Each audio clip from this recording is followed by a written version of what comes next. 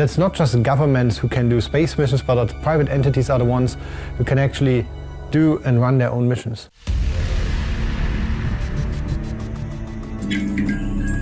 We want to make space exploration to something like traveling with the bus.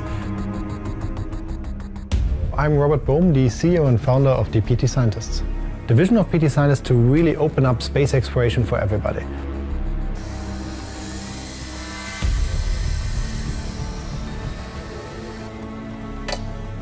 We actually have a spacecraft which is called ALINA, and ALINA stands for the Autonomous Landing and Navigation Module. Our spacecraft has a weight of about 1.4 tons when it's fully fueled.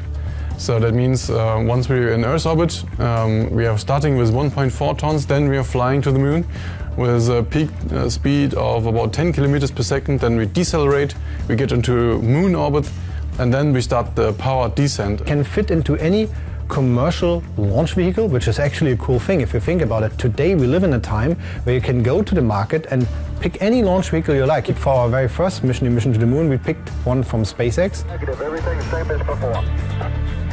Okay, thank you very much.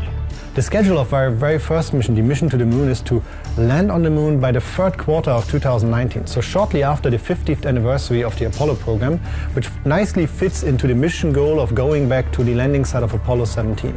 We actually return to a place in space. It's not like to boldly go where no man has gone before. We don't do that, we actually go back. We also have a lunar rover, which is called the Audi Lunar Quattro. And the Audi Lunar Quattro is a very cool vehicle. It's a four-wheeled rover, so it looks from the outside like a car, but it's more like a robot.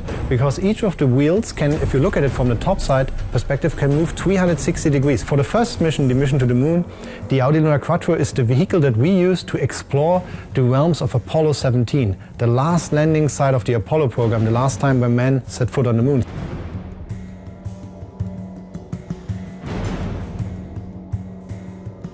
My personal hopes and expectations for the next 10 to 15 years are that a very, very ambitious project like the Moon Village from the European Space Agency for the first human settlement on the moon actually become reality. And one of the most important questions for space is actually to prove that it makes sense for people to be out there. Our focus is not just about transporting things, but bringing things into space that others can use and build up on.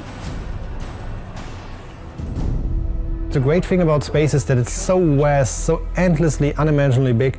And the interesting thing is lots of people all the time, I think ever since 50 years ago, act like they know everything about it. Getting out there and tapping into all of these new possibilities, that's what excites me.